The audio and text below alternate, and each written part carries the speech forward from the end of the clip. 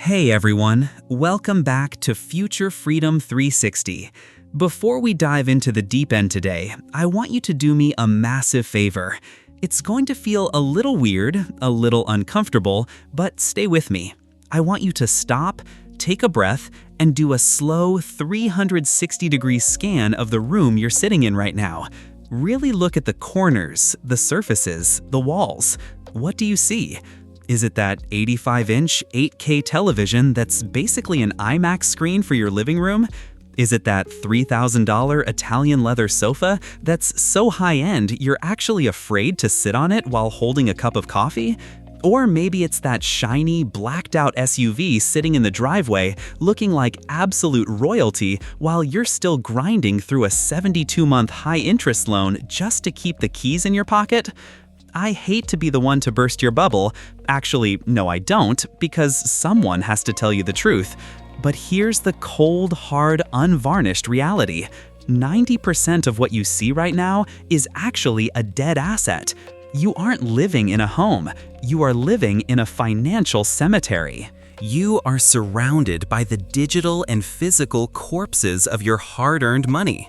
Most of what you own isn't working for you. It's actively working against you, bleeding value faster than a tech startup with no business plan. Why am I being so brutal?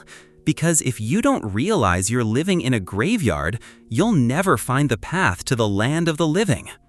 Look, I'm not standing on a pedestal here. I've been the chief cemetery director of my own life more times than I care to admit. A few years ago, I fell for that classic new year, new me psychological trap. I watched a few too many motivational videos, saw some guy with a Greek god physique on Instagram, and convinced myself that the only thing standing between me and ultimate health was a high-end Peloton bike. I spent nearly $3,000 on this thing. I told my wife, "Honey, this isn't a purchase, it's an investment in my longevity. Every mile I pedal is a day I add to my life." Fast forward 3 months, and that bike became the most expensive, most aerodynamic clothes hanger in human history. It just sat there in the corner of the bedroom, gathering dust and silently mocking me every time I walked past it with a basket of laundry. That is the classic dead asset. We don't buy the object, we buy the fantasy version of ourselves. We buy the mountain bike because we want to be an outdoorsy person. We buy the $500 professional espresso machine because we want to be a sophisticated connoisseur. But the moment the credit card swipe clears, the dopamine hit fades, the identity vanishes, and the brutal reality of depreciation begins. We think we own our stuff, but in reality, our stuff starts owning us. It eats your square footage, it eats your mental bandwidth, and it definitely eats your potential for true, unadulterated freedom. Chapter 1: The Depreciation Trap and the Wheeled Liability. Let's talk about the biggest offender in the American garage, your car. In this country, we are absolutely obsessed with what we drive. We treat our vehicles like they're an extension of our personality, a rolling billboard for our success. You might call it an asset on your net worth sheet, but let's get real. Unless you're an Uber driver or you're flipping classic Porsches for a living, that vehicle is just a leaking bucket with 4 wheels. The second you drive that car off the lot, poof, 10 to 15% of your money just evaporates into the atmosphere. It's gone. It's like throwing a stack of $100 bills out the window at 60 miles per hour and watching them fly into the grill of a semi-truck. And it doesn't stop there. You've got insurance premiums, gas, maintenance, and registration fees that seem to go up every time the wind blows. In 2026, the average car payment is hitting record, soul-crushing highs. Most people are essentially working 40 hours a week just for the privilege of moving a piece of metal from point A to point B. We are collectors of shiny trash. We spend our best, most energetic years working to pay for the storage of things we barely use and the maintenance of things that are losing value every single day. It's a vicious cycle that keeps the 99% broke while they desperately try to look rich for people they don't even like. Chapter 2: Rocks versus Seeds. What are you planting in your garden? Now, I know what you're thinking. Come on, man, should I just live in a cardboard box and own nothing? Should I just stare at a blank wall for fun? Of course not. But you need to understand the fundamental, life-altering difference between a rock and a seed. A dead asset is like a beautiful, expensive rock. You buy it, you polish it, you show it off to your friends. But at the end of the day, it just sits there. It has no biological or financial drive to grow.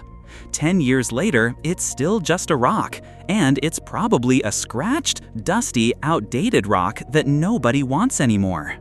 A live asset, or a seed, might look boring at first. It doesn't have a shiny logo, it doesn't make you look cool at a red light. Maybe it's a low-cost index fund, a fractional piece of Bitcoin, or an investment in a new skill like AI-driven content creation. When you plant a seed, it's invisible for a while. It's just dirt and patience. But eventually, it grows. It produces fruit. It creates shade for your future. That $500 designer jacket will be out of style and sitting in a thrift store bin in 24 months. But $500 invested in the right seed today could pay for your kids' college tuition or buy you an extra 6 months of freedom from a job that's draining your soul. Stop planting rocks in your backyard and expecting a harvest of gold. It's mathematically impossible. If you want a garden that feeds you, you have to plant things that have the DNA to grow. Chapter 3: The Illusion of the American Dream. The Golden Handcuffs. The American dream was sold to us by the people who wanted us to keep the factories running and the debt cycle spinning. They told us, "He who has the most toys wins." They marketed the idea that happiness is just one more purchase away. But if you look at the people who are actually free, the ones who can wake up on a Tuesday morning and decide to fly to Japan just because they want to see the cherry blossoms, they have a completely different motto. True wealth isn't about having a lot of stuff, it's about having a lot of time.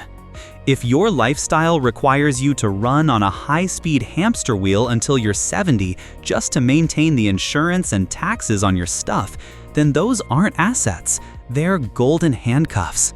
They're keeping you locked into a life of quiet desperation.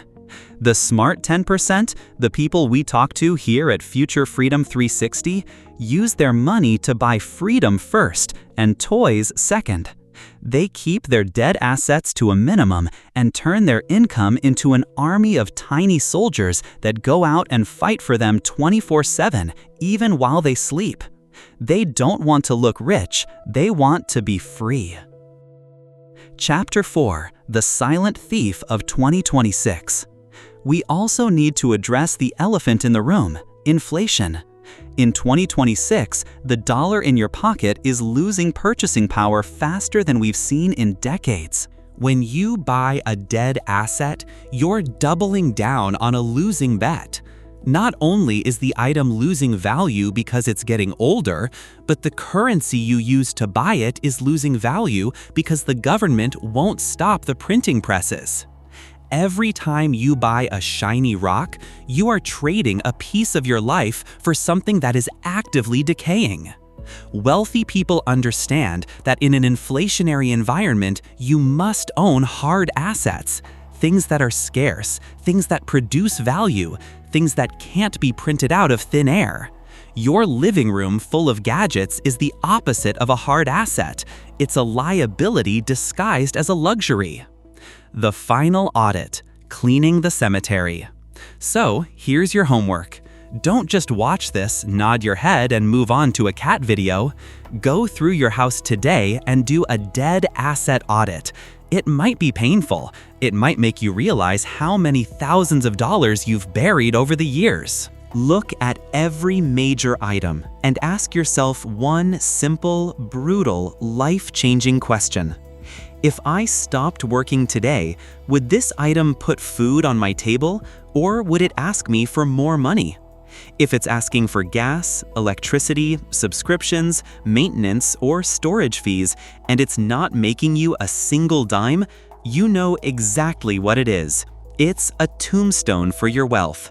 Stop turning your home into a cemetery. Start cleaning house, sell the rocks while they still have some value left, and start planting seeds that will grow into the forest of your freedom. Because at the end of the day, your financial sovereignty, your ability to say no to anyone and anything, is worth infinitely more than any shiny object the world can throw at you. And hey, before you head out to the mall or browse that online shop to spend your next paycheck on something luxury just to feel a temporary spark of joy, just take one more look at that expensive, dusty clothes hanger in the corner of your room. If this video hit a nerve, good. That means you're finally waking up to the game. Hit that subscribe button, join the Future Freedom 360 community, and let's stop building graveyards together. Drop a comment below and tell me, what's the most expensive dead asset you've ever bought? Let's laugh at our mistakes, learn the lesson, and move toward the truth. This is Future Freedom 360. Wealth is a science, and freedom is the only goal that matters. Let's build.